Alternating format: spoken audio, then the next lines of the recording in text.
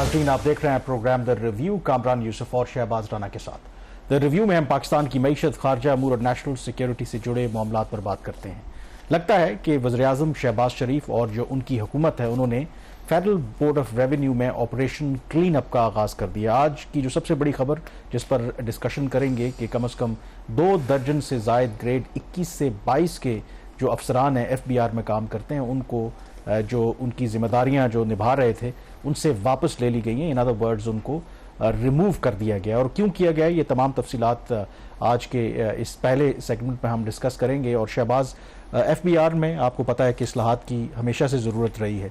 हर government ने, वो military government हो, सिविलियन गवर्नमेंट हो, तमाम ने कोशिश की कि इस्लाहात की जाएँ, टैक्स रेवेन्यू में इजाफा किया जाए, लेकिन उस तरीके से कामयाबी नहीं मिल पाई, क्योंकि वजह ये थी कि हर दफ़ा हमारे पास एक ही स्क्रिप्ट होता है। लेकिन ये जो आज की खबर है, जो प्राइम मिनिस्टर ने बेस्ड ऑन जो इंटेलिजेंस एजेंसीज की रिपोर्ट के ऊपर आला जो अफसरान को उनके ओहदों से फारिग किया है, डू यू थिंक कि ये चीज़ जो है वो बिल्कुल स्क्रिप्ट से हट के, और इस दफ़ा लगता ये है कि जो गवर्नमेंट है वो सीरियस है कि कुछ ना कुछ मुनफरिद करना पड़ेगा FBI के अंदर?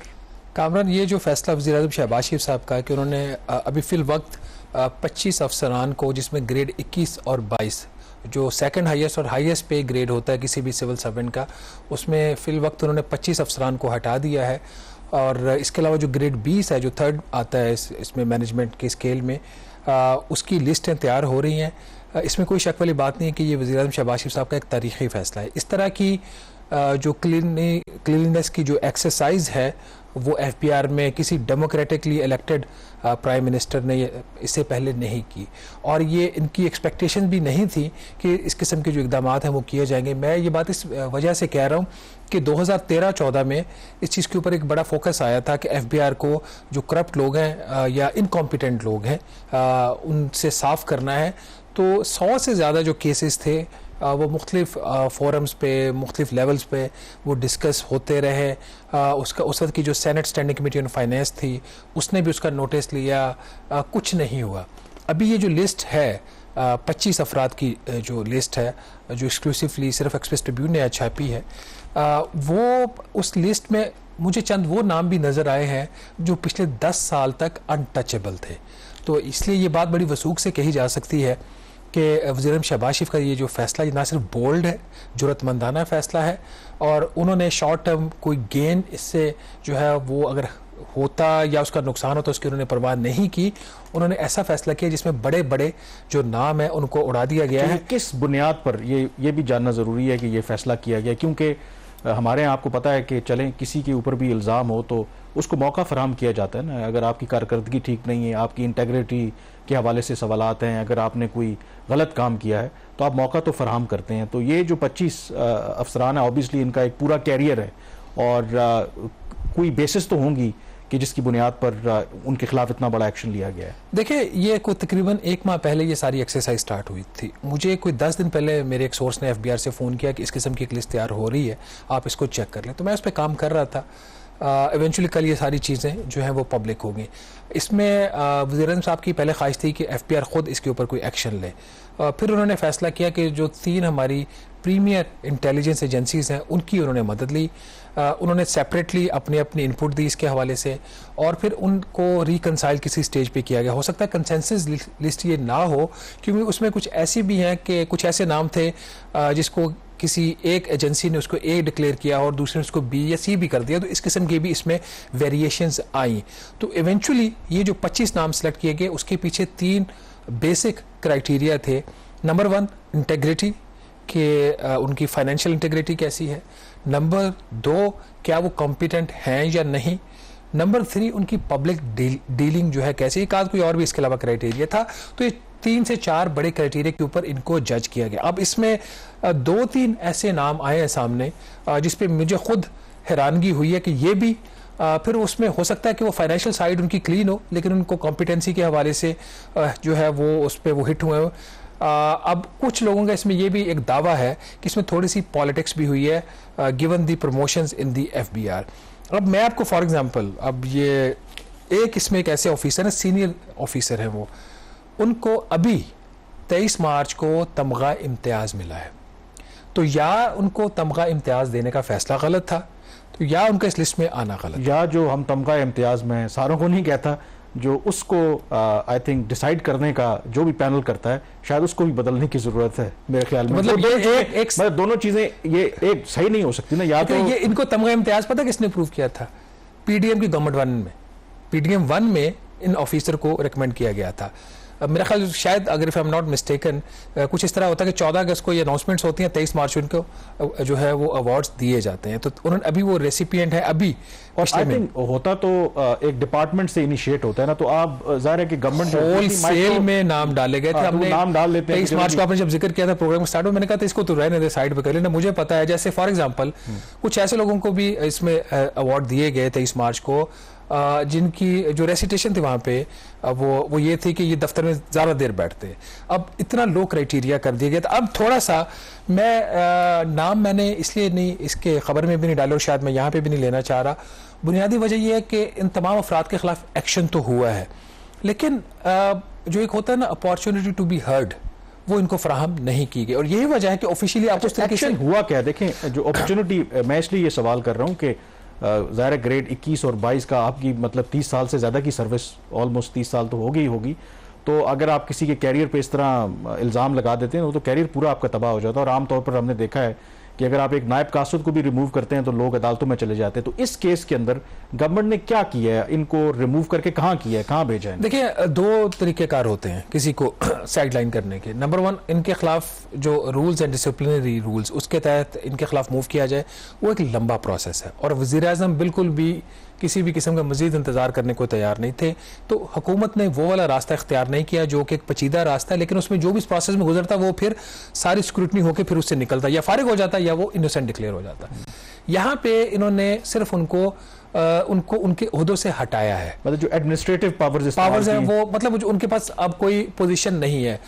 एफबीआर में चूंकि वैसे तो ओएसडी कहा जाता है, officer on special duty, FBR में इस किस्म की कोई कैटेगराइजेशन नहीं। एफबीआर में उनको एडमिनिस्ट्रेशन के पूल में डाल दिया जाता है, सरप्लस कर दिया जाता है। सरप्लस भी उस तरीके से नहीं कि मतलब उनसे काम नहीं लिया जा सकता, बट फॉर द टाइम उनको साइड पे किया। जैसे इसमें एक चेयरमैन, फॉर्मर जो चेयरमैन एफबीआर के हैं, वो ग्रेड 21 के हैं, वो भी हैं, वो 2 साल से उनके पास कोई पोस्ट नहीं है, तो पहले घर बैठे हुए थे, लेकिन इस लिस्ट में भी उनका नाम आ गया। ठीक है, तो एक और भी कार्रवाई हो रही है, उसमें भी शायद उनका नाम आ जाए। अब मैं बगैर नाम लिए सिर्फ ओहदे बता देता हूं, और पहले ये बता देते हैं कि नाज़रीन को ये इसमें कैटेगराइजेशन हुई कैसे है।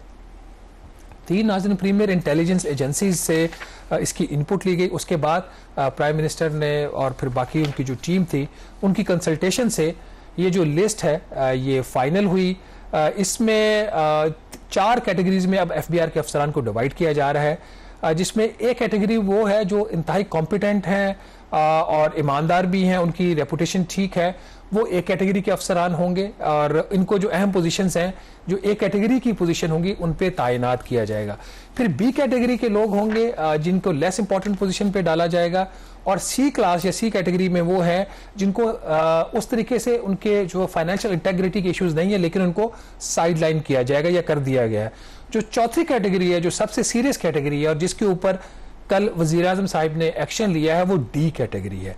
जो डी कैटेगरी की लिस्ट है वो 25 अभी ऑफिसर्स की है, जिसमें ग्रेड 22 के 2 ऑफिसर्स हैं और बाकी जो है ग्रेड 21 के ऑफिसर। ये यहाँ पे सबसे ज्यादा हिट किया है प्राइम मिनिस्टर साहब ने, और इसमें 14 जो अफसरान हैं वो इनलैंड रेवेन्यू सर्विस के हैं और 11 जो ऑफिसर्स हैं वो कस्टम्स ग्रुप के हैं।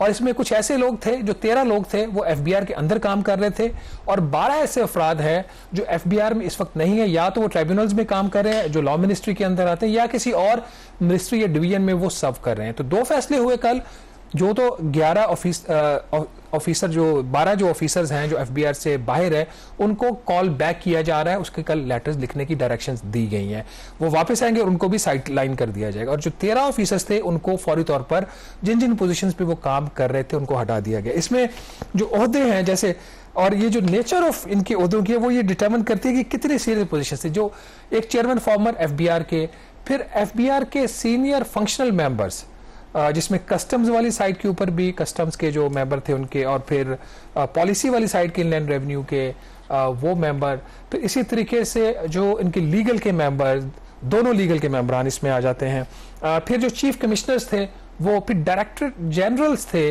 मुख्तलिफ जो इनके विंग्स हैं, वो उन सबको उनके ओहदों से हटाया गया। ऐसे लोग जो अभी किसी मिनिस्ट्री में एडिशनल सेक्रेटरी के तौर पर काम कर रहे थे, कहीं पे डायरेक्टर जनरल के तौर पर काम कर रहे थे, जो मेंबर एपलेट ट्राइब्यूनल्स थे वो भी इसमें शामिल है, तो उन सबको कॉल बैक कर लिया गया। ये इसमें मेरा ख्याल इस चीज़ को कहने में कोई हिचकिचाहट नहीं होनी चाहिए कि ये वज़ीर-ए-आज़म शहबाज शरीफ साहब का अहम तरीन अभी तक फैसला है, और ये सिर्फ पहली कड़ी थी, और जो सेकंड इसकी एपिसोड है वो बहुत जल्द आ रही है, जिसमें ग्रेड 20 के जो ऑफिसर्स हैं उनको हिट किया जाएगा। अच्छा, इसमें जो सबसे अहम अब सवाल है, देखें ग्रेड 21 और ऑब्वियसली 22 के जो सीनियर अफसरान हैं, और ये कम पोजीशंस होती हैं ऑब्वियसली, अब इतनी बड़ी तादाद में अगर ये ऑपरेशन क्लीन अप हो रहा है और फिर आप ये कह रहे हैं कि ये तो पहली किस्त है और they have started from the top और बाकी भी अब लोग आएंगे, तो इनकी रिप्लेसमेंट्स कहाँ से आएंगी? देखें ना, ये भी एक अहम सवाल है, क्या आ गई है? इतनी man power with in the FBR system के अंदर मौजूद है कि इतने सीनियर लेवल के जो अफसरान हैं कि फौरी तौर पर उनको रिप्लेस कर दिया जाए?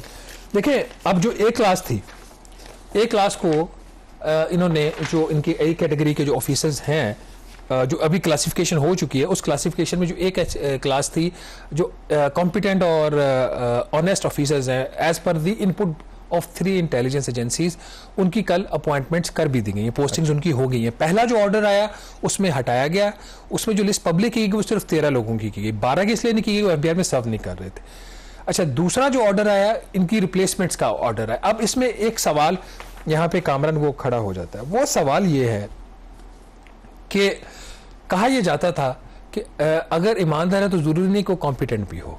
अब मैंने कल रात को जब इनकी जो रिप्लेसमेंट्स की जो लिस्ट देखी है, उसमें बहुत सारे ऑफिसर मुझे रिलेटिवली यंग लगे, मतलब ग्रेड 20 के ऑफिसर को भी ग्रेड 21 का चार्ज और अहम तरीन चार्ज दिया गया। तो मैंने कुछ ऑफिसर्स की रेपुटेशन चेक की कि ये कॉम्पिटेंसी के हवाले से कैसे हैं, इससे पहले उन्होंने कोई सीरियस या कोई बड़ी सीनियर पोस्टिंग की है या नहीं की, तो वो नहीं की थी चंद एक ऑफिसर्स ने। अब एक प्राइम मिनिस्टर का डिसीजन है और हम इसको अप्रिशिएट भी कर रहे हैं, होना भी चाहिए था। उसमें ये वाली जो चीज़ है कि कॉम्पिटेंसी तो कैसे फिर आप करेंगे, क्योंकि अभी आ रहा है बजट और मेंबर पॉलिसी भी चेंज हो गए हैं और मेंबर कस्टम्स ऑपरेशन भी चेंज हो गए हैं।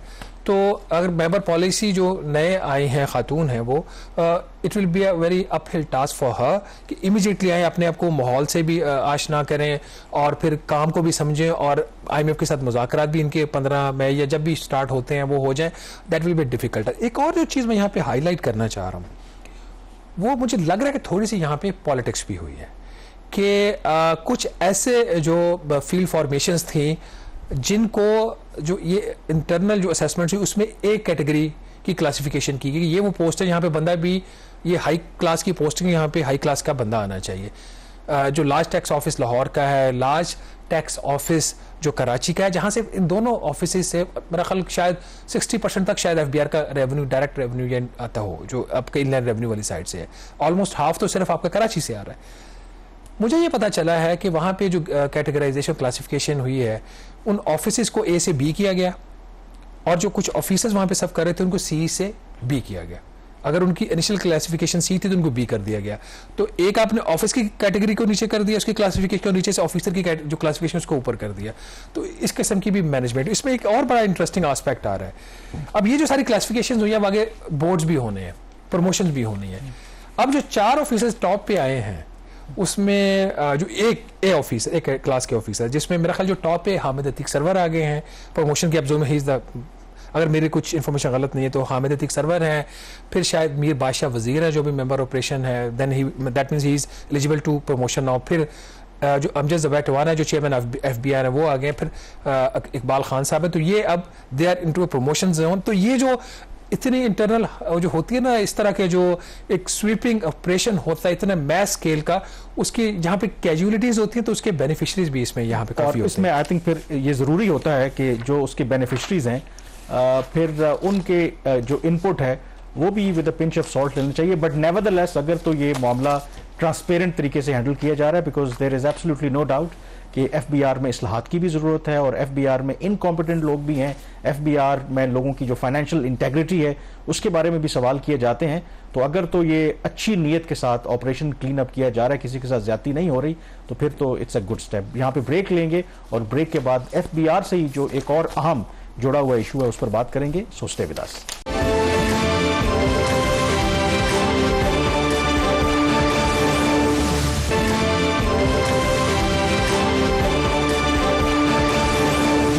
बाद एक दफ़ा फिर आपको खुशामदीद कहते हैं। एफबीआर का काम ऑफ कोर्स मुल्क में टैक्स कलेक्ट करना और कोशिश करना, बल्कि मेक श्योर करना कि जो इंडिविजुअल हों, कंपनीज हो, वो कंप्लाई करें जो पाकिस्तान में टैक्स के कवानीन हैं। और अगर उनको कुछ शक गुजरे कि अगर आप टैक्स रिटर्न फाइल करते हैं और आपने टैक्स चुराया है, तो फिर आपसे एफबीआर ऑडिट का भी कह सकती है कि आप लें तमाम अपना खाता कि चेक करें कि क्या वाकई आपने पूरा टैक्स अदा किया है। जो अभी हम डिस्कस करने लगे हैं स्टोरी, वो कुछ ऐसी स्टोरी है, एक इंफॉर्मेशन टेक्नोलॉजी की कंपनी है जिस पर ये इल्ज़ाम या शक है कि शायद उन्होंने टैक्स जो है वो इवेट किया है। अब जाहिर है कि जो एफबीआर का काम है, और आई एम श्योर कि ये सैकड़ों हज़ारों इस तरह के जो ऑडिट्स के नोटिस हैं वो तो जारी करते होंगे, बट इस स्टोरी को हम इसलिए पिक कर रहे हैं क्योंकि इसका लिंक है एक ऑब्वियसली जो तहरीक इंसाफ की वफाकी काबीना थी, उसमें एक काबीना के वो हिस्सा रहे हैं, तो शायद इस कंपनी का कहीं ना कहीं उससे भी लिंक है। तो ये क्या स्टोरी है, ये अगर आप एक्सप्लेन देखिए, जो नॉर्मली कहा जाता है कि अगर कोई आम शख्स को गलती करे तो अगर हालात ऐसे हो तो उसको शायद इग्नोर कर दिया जाए, उसको लेस सिवियर पनिशमेंट दी जाए उसके क्राइम के मुताबिक। लेकिन अगर कोई अहम जो शख्सियत है वो गलती करे तो फिर उसको स्पेयर नहीं करना चाहिए। नॉर्मली तो इसी तरह होता है, वो जो इंसाफ की बात होती है कि जितनी आपके पास अथॉरिटी होती उतनी ही ज़्यादा आपके पास रिस्पॉन्सिबिलिटी भी आपके ऊपर। उसकी मिसाल आप ऐसे ही ले लेना कि एक मस्जिद का इमाम है, अगर आपको वो तबलीग करता है और एग्जैक्टली वही काम करता है, तो उस पर तो जो आगे बैठा हुआ है शायद उसको इतना इल्म ना हो दीन का, और उससे गलती हो जाए या गुनाह सरजद हो भी जाए तो शायद उसके लिए फिर एक बेनिफिट ऑफ डाउट है। लेकिन जो सब कुछ जानता हो और उसके बावजूद वो काम करे तो फिर तो उसके लिए शायद कोई माफी नहीं है। तो यहाँ पे यही सूरत है। मस्जिद का इमाम जो आपने कहा, आपने सोच समझ के कहा है या ऐसे ही बोल दिया? मैंने ऐसे ही बोल दिया। अगर उसका कोई इंसिडेंस है तो मुझे नहीं पता उसका मैंने कहा आपने मस्जिद के इमाम का जिक्र किया तो या तो आपको इनसाइड इन्फॉर्मेशन है कोई कि ये हम किसका जिक्र कर रहे हैं।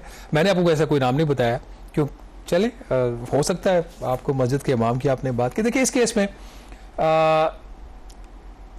बड़ा एक ना कोइंसिडेंस है कामरान इस केस में कि अहम शख्सियत जो है, जो सियासी शख्सियत अब रही हैं, एडवाइज़र रहे हैं, वो जब हुकूमत में किसी अहम ओहदे पर थे तो उसी दौरान में अगर उनसे डायरेक्टली नहीं या इनडायरेक्टली उनसे रिलेटेड कोई बिजनेस हो, उसको कोई बेनिफिट जाए, तो कॉन्फ्लिक्ट ऑफ इंटरेस्ट का एक बहुत बड़ा एक सवाल खड़ा होता है।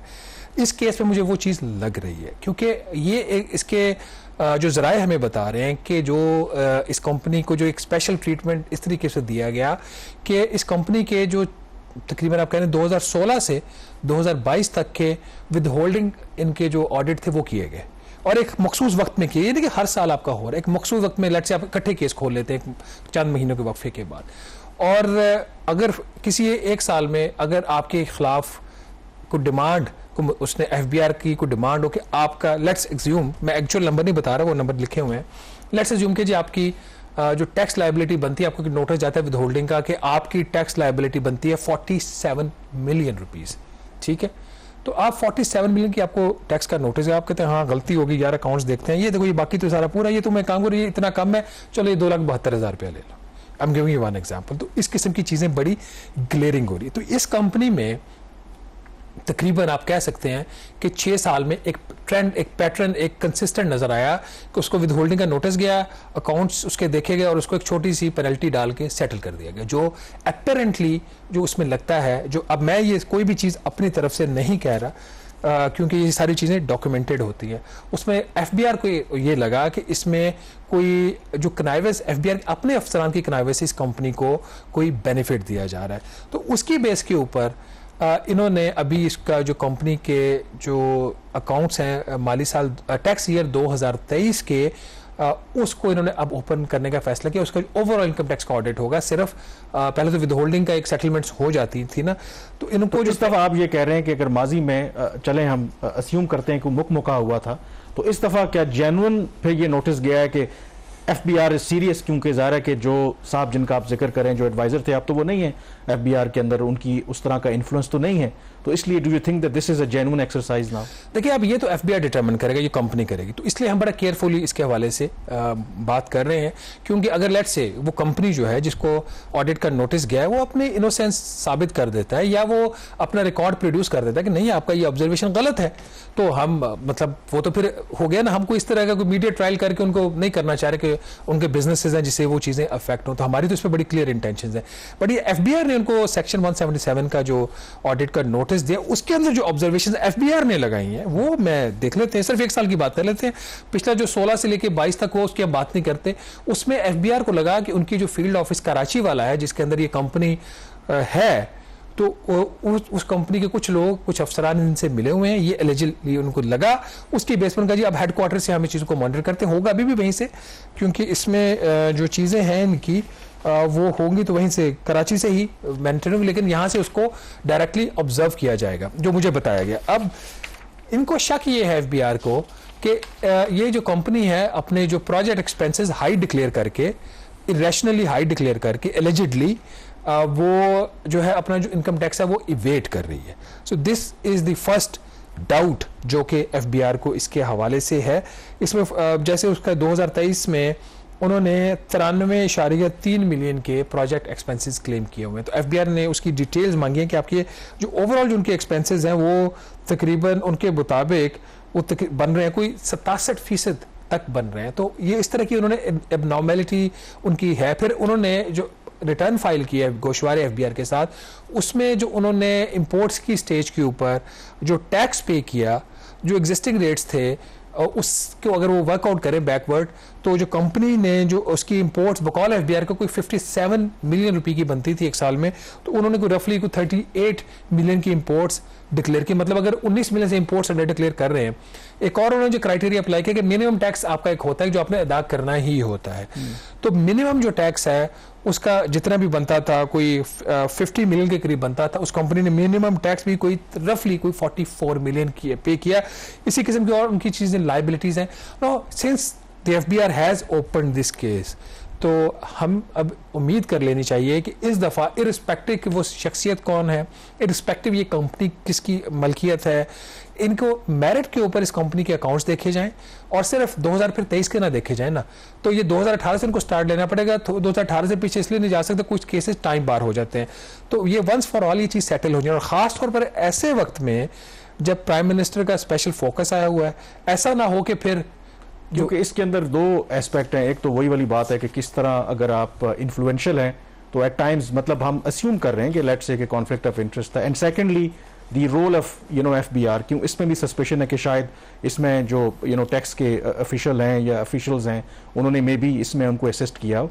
But this is one of the case. आपको पता है कि अदरवाइज भी पाकिस्तान में ये कल्चर तो है, जो कंपनीज हैं यही एक डिसएडवांटेज है, जो सैलरीड क्लास है बेचारा उसके पास तो ऑप्शन नहीं है कि वो उसने जो टैक्स देना है वो देना ही देना है। लेकिन प्रॉब्लम ये होता है कि जो कंपनीज होती हैं वो मुनाफा तो खूब कमाती हैं, लेकिन एट टाइम्स क्या होता है कि वो आराम से खर्चे डाल देती हैं ज़्यादा, और फिर जो एक्चुअल जो टैक्सेबल इनकम होती है उसको बहुत कम दिखाती हैं, तो वो बहुत एडवांटेज भी ले जाते हैं। और ये एडवांटेज आपको पता है कि जो सैलरीड क्लास है उसके पास इस तरह का नहीं होता। बहरहाल यहाँ पे ब्रेक लेंगे, ब्रेक के बाद एक और अहम जो इशू है वो है जो इस वक्त फार्मर्स का इशू चल रहा है गंदम की खरीदारी को लेकर के, उस पर बात करेंगे लेकिन इस ब्रेक के बाद।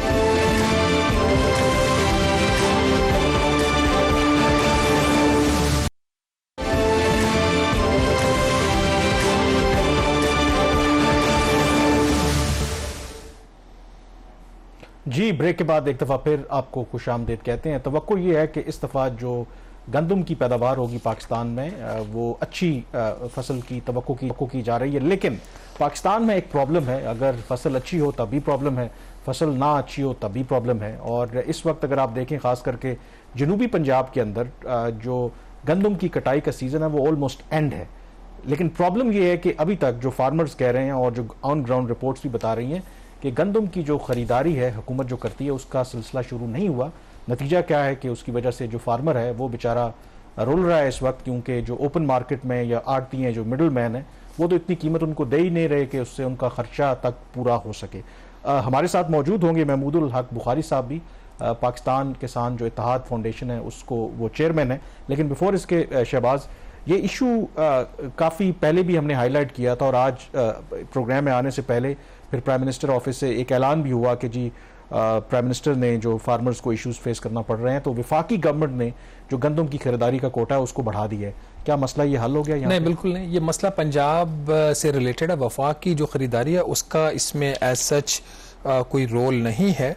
देखिए कामरान, इशू है क्या, हर साल जब आपका कटाई का सीजन स्टार्ट होता है उससे पहले इक्तिसादी राब्ता कमेटी सूबों से जो नंबर्स आते हैं उसकी बेस पे एक खरीदारी का एक नंबर अनाउंस करती है और उस पर अप्रूवल देती है। उसकी बेस के ऊपर फिर जो प्रोक्योरमेंट्स हैं वो सूबाई हुकूमतें करती हैं। और उसके लिए क्यों ये ईसीसी के पास इसलिए आता है कि जो गंदम खरीदी जाती है हुकूमतों की तरफ से, उसके लिए कर्जा लेना पड़ता है बैंकों से, और उस कर्जे लेने की भी मंजूरी है जो वो इक्तिसादी राब्ता कमेटी देती है। पिछले साल में इनका जो फैसला था, जो 2023 की फसल थी, 78 लाख मैट्रिक टन जो गंदम थी उसके खरीदारी का हदफ रखा गया था। तो इस साल अभी जब अप्रैल में जो पहली ही मीटिंग थी वजीर खजाना मोहम्मद औरंगजेब साहब की ईसीसी की, उसमें उन्होंने 25 लाख मैट्रिक टन सिर्फ खरीदारी की जो हदफ था उसकी मंजूरी दी। उसकी वजह यह थी कि पंजाब हुकूमत जिसने पिछले साल 45 लाख मैट्रिक टन उसका हदफ था, इस साल उसका 0 हदफ था उस दिन जिस दिन ये मंजूरी, क्योंकि गवर्नमेंट ऑफ पंजाब ने कोई इनको नंबर वहां पे कम्युनिकेट ही नहीं। अब तो उन्होंने 20 लाख अब उनकी पॉलिसी आ गई है। अब मसला यहाँ पे खत्म जो है वो कामरान नहीं होता। अभी जो पंजाब के उसके प्राइम मिनिस्टर की भी बात कर रहे थे, जो पास्को है जो फेडरल गवर्नमेंट की एक एजेंसी है, वो भी गंदम की खरीदारी करती है। उसमें ज्यादा स्ट्रेटेजिक पर्पसेस के लिए होते हैं, आर्मी के लिए, गिलगित बल्तिस्तान के लिए और रिजर्व्स के लिए, वो उस पर्पसेस के लिए। पास्को का जो हदफ इन्होंने जब अप्रूव किया था वो 14 लाख था। पिछले साल पास्को का हदफ 18 लाख था। तो अभी प्राइम मिनिस्टर ने उसको 4 लाख बढ़ा के 18 लाख कर दिया, उससे फर्क नहीं पड़ेगा। वो गवर्नमेंट का ये मसला भी नहीं है फेडरल गवर्नमेंट, ये मसला है पंजाब की हुकूमत का। और ये सारी जो मिसमैनेजमेंट हो रही है to an extent Punjab government से हो रही है। लेकिन जब पंजाब गवर्नमेंट का पर्सपेक्टिव देखते हैं तो उसकी भी एक अपनी एक जो रैशनैलिटी वो एग्जिस्ट करती है। अब सूरत हाल कुछ ऐसी बन गई है कि चूंकि गंदम इस दफ़ा उसकी जो प्रोक्योरमेंट है वो कम हो रही है, लेकिन उसकी जो प्रोडक्शन है वो ज़्यादा है। जो मेरे पास नंबर ऑफिशियल पड़े हुए 29 मिलियन मैट्रिक टन की एक्सपेक्टेशन है, ठीक है।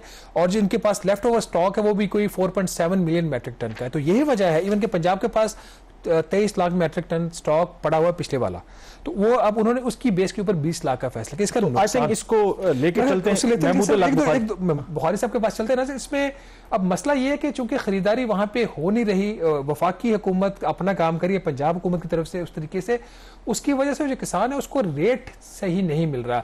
इस वक्त जो सरकारी रेट, जो अप्रूव्ड रेट है वो 3,900 है फी मन, और जो किसान को पैसा मिल रहा है वो 3,000 रुपए से लेके 3,400 रुपए फी मन मिल रहा है। तो इसी पे कामरान मेरे ख्याल में पूछ लेते हैं उनसे। आप तो ये कह रहे हैं ना कि सबसे अहम पहले तो सवाल ये कि क्या गंदम की जो खरीदारी है उसका आगाज हुआ भी है या नहीं हुआ। तो महमूदुल हक बुखारी साहब, क्या सिचुएशन है इस वक्त पंजाब में? मोहम्मद, शुक्रिया शहबाज राना साहब, यूसुफ कामरान साहब। गुजारिश ये है कि हमेशा की तरह आपके प्रोग्राम में मैं नौहा कुना ही रहूंगा। आप भी कहेंगे कि कभी कोई ये शुक्र की बात नहीं करता, और मैं आज आपके प्रोग्राम में सिवाय मातम करने के जो है ना, वो मुझे कुछ समझ नहीं आ रही कि मैं आपको क्या बताऊं। जो हमारे जो पॉलिसी साज हैं वो अकल के अंधे कहूंगा माजरत के साथ, कि जो इस कम्युनिटी के साथ जो मुहिब्बे वतन है, जो आपको 25 करोड़ लोगों को अनाज मुहैया करती है, जो अपने मुल्क के साथ मुखलिस है। मैं तो यहां से जमीन का टुकड़ा उठा के शहबाज राना साहब, यूसुफ कामरान साहब, कहीं बाहर भी नहीं जा सकता। इन लोगों ने तो फिर भी भाग जाना है, इन्होंने चले जाना है। इन्होंने हमारे साथ जुल्म किया। सबसे पहला जुल्म जहां से ये कहानी शुरू हुई, मैं आपको बता रहा हूं कि जो केयर टेकर हुकूमत थी, उन्होंने सितंबर के अंदर ये प्लान किया, और इसकी आज तक कोई इंक्वायरी नहीं हुई कि आपके पास 80 लाख टन, आप पूछ लीजिए कि आपके पास जखीरा मौजूद था गंदम का, और फिर आपको ये प्राइवेट सेक्टर से मंगवाने की जरूरत क्यों महसूस हुई। और उसके ईसीसी ने इजाजत दी। उसमें और बहुत से भी नामवर नाम हैं, जिसमें महमूद अहमद साहब हैं, जिसमें गौहर इजाज साहब हैं, जिसमें कौसर अब्दुल्ला साहिबा हैं जो फूड सिक्योरिटी से वजारत से जिनका ताल्लुक था, और दीगर भी हैं वहां पे।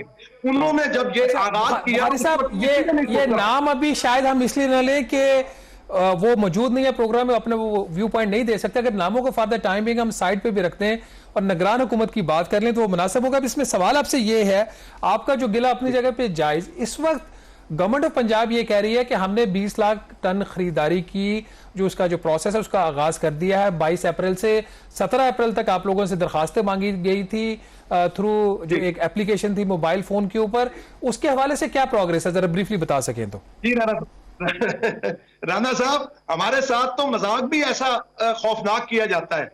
आपने दुरुस्त कहा, इन्होंने एक पॉलिसी अनाउंस की, वरना आप पूरी दुनिया के अंदर देखें कि फसलों की पॉलिसी जब काश्त हो रही होती है, काश्त का आगाज होता है, उससे एक माह पहले पॉलिसी अनाउंस की जाती है।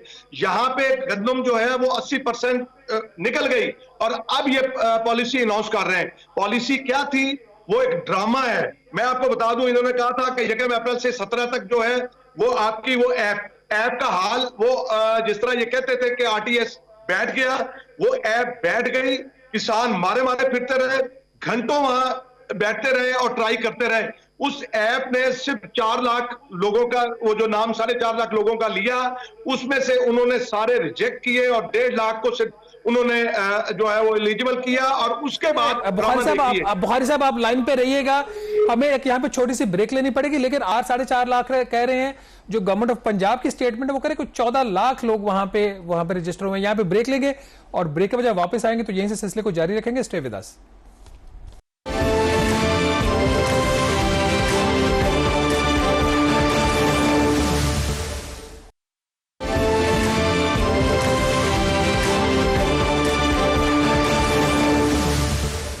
जी, ब्रेक के बाद एक दफ़ा फिर आपको खुशामदीद कहते हैं। पंजाब में खास करके जो गंदम की खरीदारी के हवाले से एक क्राइसिस नजर आ रहा है, उस पर बात कर रहे हैं। महमूदुल हक बुखारी साहब हमारे साथ मौजूद हैं। बुखारी साहब, ब्रेक से पहले जो आप जिक्र कर रहे थे ऐप के जरिए जो गंदम की खरीदारी के हवाले से, आपने कहा कि 4-4.5 लाख लोग रजिस्टर हुए हैं, लेकिन शहबाज ने जो जिक्र किया, पंजाब गवर्नमेंट तो कह रही है कि 14 लाख फार्मर्स हैं।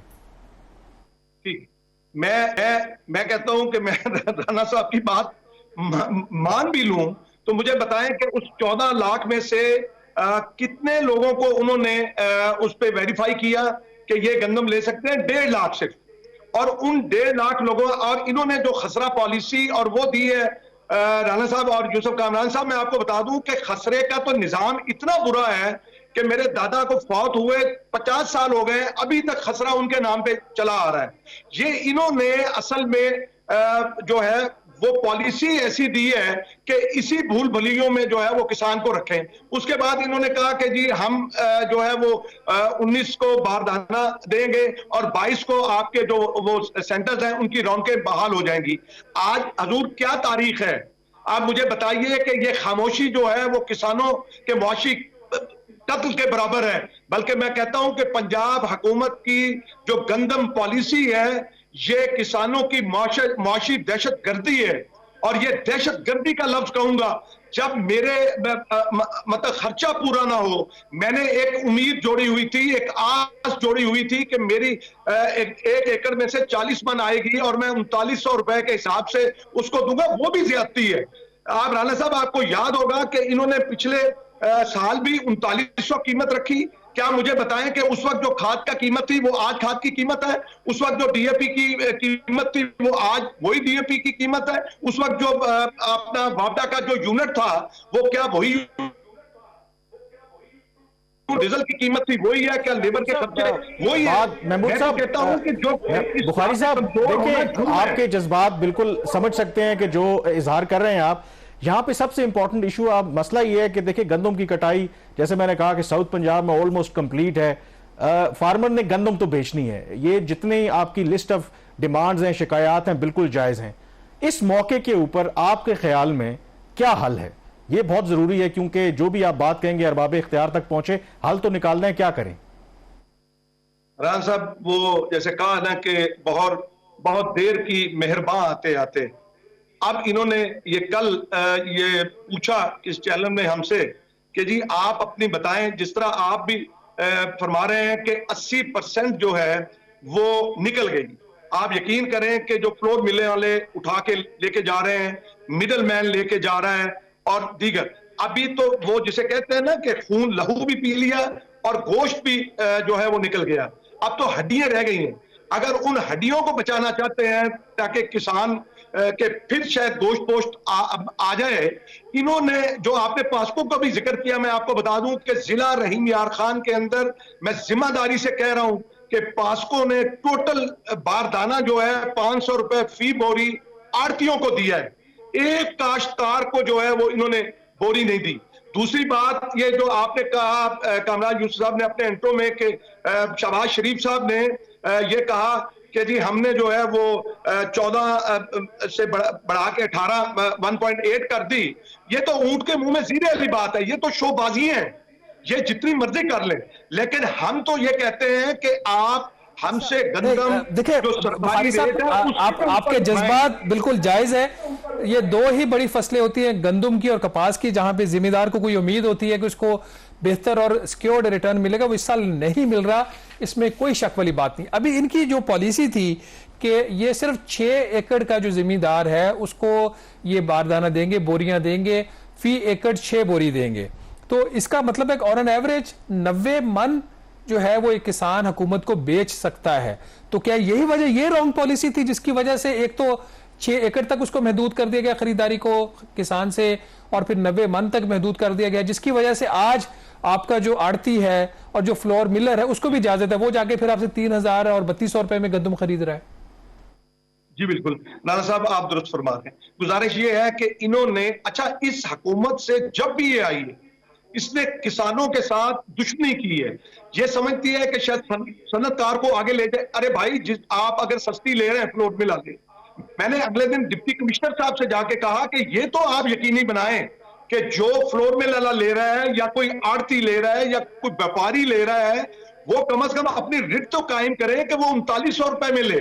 राणा साहब, कोई ये छुपी हुई बात नहीं है, मेरे सामने ट्रॉलियां जा रही हैं और वहां पे डंप हो रही है शुगर, ये जो आपकी फ्लोर मिल है या जो इनके गोदाम बने हुए हैं, कोई ढकी छुपी बात नहीं है। हमारी एजेंसियां क्या कर रही हैं? मैं ये कहता हूं कि कम से कम इस बात का ही ख्याल कर लें कि जो थोड़ी सी बच गई है वो उसको जो है वो आप कंट्रोल रेट के ऊपर आप ले लें। एक बात हम आपको ये बता दें कि ना बुखारी साहब, वक्त माजरत के साथ बिल्कुल कम है कि जो बच गई है गंदम कम से कम उसको ही खरीद लें। और दूसरा, आपको पता है कि SIFC के तहत पाकिस्तान की इकॉनमी की टर्न अराउंड की बात हो रही है, और कल भी एक बड़ा अहम इजलास जिसमें प्लानिंग के जो वजीर है एहसन इकबाल साहब और बाकी बड़े बड़े हैं और आर्मी चीफ भी वहां पे मौजूद थे। ग्रीन इनिशिएटिव जिसे कहते हैं कि ज़राअत के अंदर रेवोल्यूशन लाना है, लेकिन अगर आपके जो बेचारे फार्मर का ये हाल होगा तो फिर ये रेवोल्यूशन कैसे आएगा? तो आई थिंक इस इशू को सीरियसली देखने की ज़रूरत है, ताकि हर बार जो है बेचारे ये किसान